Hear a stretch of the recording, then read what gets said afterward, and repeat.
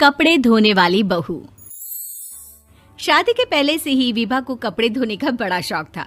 कभी नल के नीचे तो कभी तालाब के पास। अरे मेरी नीली वाली लुंगी नहीं दिख रही है। विभा की अम्मा, कहाँ रखी है लुंगी? अरे वो तो विभा ने परसों ही धोकर रखी थी आपकी अलमारी में, देखो वहीं होगी। वो ना मैंने आज धो दी, मुझे लगा कि गंदी हो गई होगी। अरे कैसे गंदी हो गई थी? उसे तो मैंने पहना भी नहीं। हे भगवान, इस लड़की के कपड़े धोने की आदत से परेशान हो गया हूँ मैं। जितना तो घर में राशन नहीं आता, उससे कहीं ज्यादा डिटर्जेंट पाउडर का खर्चा है। इसकी शादी करवा दो, शादी जाए अपने घर में ही करे काम, फिर चाहे घर के कपड़े धोने हो या पूरे गांव के। हाँ ठीक बोल रही हो, देखता हूँ मैं कोई लड़का। वो दिन भी आ जाता है जब विभा को देखने लड़के वाले आ जाते हैं। लड़की मुझे अच्छी लगी। होने वाली सास कहती है, बेटी अगर कुछ पूछना है तो पूछ लो। वैसे तो हमारी लड़की बहुत ही शर्मीली है, जो बोल दो वो मान लेती है, इसे क्या पूछना होगा। अरे कैसी बात कर रही हो माँ, मुझे इन लोगों के घर रहना है, सवाल तो कई है। हाँ हाँ बेटा, पूछ लो ना, क्या पूछना है। आप लोगों के घर कपड़े कौन धोता है? सास का मुंह बन जाता है। देखो, अगर तुम ये कहना चाहती हो कि तुम्हें कपड़े धोने नहीं आते तो सुन लो, कपड़े मैं ही धोती हूँ, लेकिन तुम्हारे आ जाने के बाद मैं रुमाल तक नहीं धोऊंगी। अरे चुप रहना भाग्यवान, बहू बेचारी घर आई नहीं, उसे डराना शुरू कर दिया। वो क्या है ना बिटिया, अभी तक तो ये कल्लू की माँ ही धोती थी, लेकिन अब तुम्हारे पापा तो दहेज में वॉशिंग मशीन देंगे ही। तभी विभा की माँ बोल पड़ती है, सवाल भी पूछा तो क्या। वैसे भाई साहब, मशीन की तो फिर भी कपड़े धोने की कैपेसिटी होती है, मतलब जो बिटिया दे रहे हैं ना विभा, इसे कपड़े धोने का बहुत शौक है। ये आप लोगों के क्या, आस पड़ोस गांव मोहल्ले सबके कपड़े धो दे और उफ तक ना करे। बाहर देखा नहीं आपने कितने कपड़े सूख रहे हैं, सब हमारी बिटिया ने ही तो धोए हैं। बस भी करो ना माँ, शर्म आ रही इतनी तारीफ सुनकर। और तो और एक दाग निकाल कर दिखाओ तो मान जाओ। हाँ अच्छा अच्छा, माफ करना बेटा, मैंने गलत समझा। हमें तो रिश्ता बहुत पसंद है। और ऐसे जुड़ जाता है रिश्ता कपड़े धोने का शौक रखने वाली विभा का। उसकी शादी हो जाती है कोयला फैक्ट्री में काम करने वाले कल्लू के साथ। शादी के बाद अचानक विभा चिल्लाती हुई सास के पास आती है। सासू माँ, अरे सासू माँ कहाँ है आप? ये तो धोखा है, धोखा दिया आप लोगों ने मुझे। इसे ससुर के चक्कर के बारे में पता चल गया। अरे तो उसमें तुझे क्यों धोखा मिला है? अरे नल में पानी नहीं आता, कपड़े कैसे कब धुलेंगे?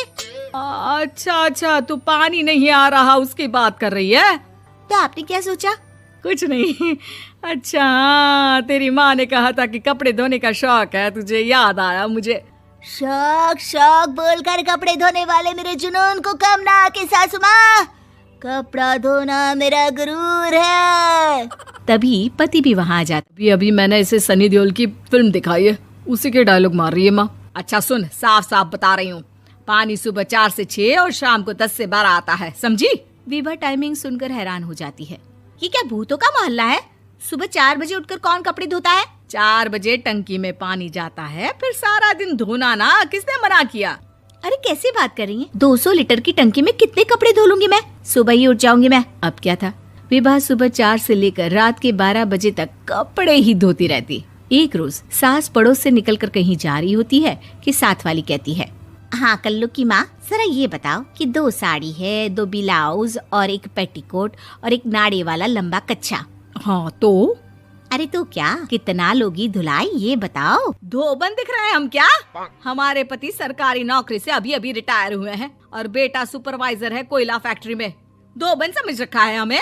हाय रे कल्लू की अम्मा, माफ कर दो, वो तो मोहल्ले में यही सब बता रहे थे कि तुमने बहू को कपड़ा धुलवाने के काम में लगा दिया है। सास को पड़ोसन की बात सुनकर गुस्सा आ जाता है। वो घर पहुंचती है जहां घर के बाहर ही इतने सारे कपड़े सूख रहे होते हैं जितने कि किसी धोबन के घर पर। अरे ओ कल्लू की दुल्हन, बाहर निकल। माँ जी यहीं आ जाओ, बाथरूम में चादर धो रहे हैं हम। अरे अभी हम धोते हैं, तुमको बाहर निकलो। ये आस पड़ोस वाले बोल रहे हैं कि हम बहू से कपड़े धुलवा कर उसे कपड़ा धोने वाली बना दिए हैं। अरे छोड़ो ना माँ जी, किन लोगों की बातों में आती हो? आस पास के लोगों का तो काम ही होता है कि वो किसी तरह सास बहू को लड़ा दे। बहू सारे घर के कपड़े धोती है, ये क्या कम है? बोलिए। सास को भी लग जाता है कि वो बहू का ये सनकीपन नहीं छुड़वा सकती, इससे अच्छा है कि खुद ही चुप हो जाए। एक रोज सास और बहू मंदिर जाते हैं, जहाँ सास की साड़ी वहाँ खड़ी भीख मांगने वाली से मिलती है। माँ जी क्या बात है, आपकी साड़ी उस भिखारन से कितनी मिल रही है ना? हाँ हाँ देखो तो, दोनों की साड़ी मिल रही है। क्या बात है कल्लू की अम्मा, तुम खुद को तो अफसर की बीवी बताती हो और ऐसी सिंपल सी प्लेन साड़ी पहनकर घूमती हो। सिंपल और प्लेन नहीं है ये साड़ी। तो क्या सोने के धागे से फूल बने हैं? कुछ भी सासू माँ, कुछ भी। हाँ बने थे इस साड़ी में सोने के धागे से फूल। मेरे पति लेकर आए थे मद्रास से स्पेशली मेरे लिए 10,000 की।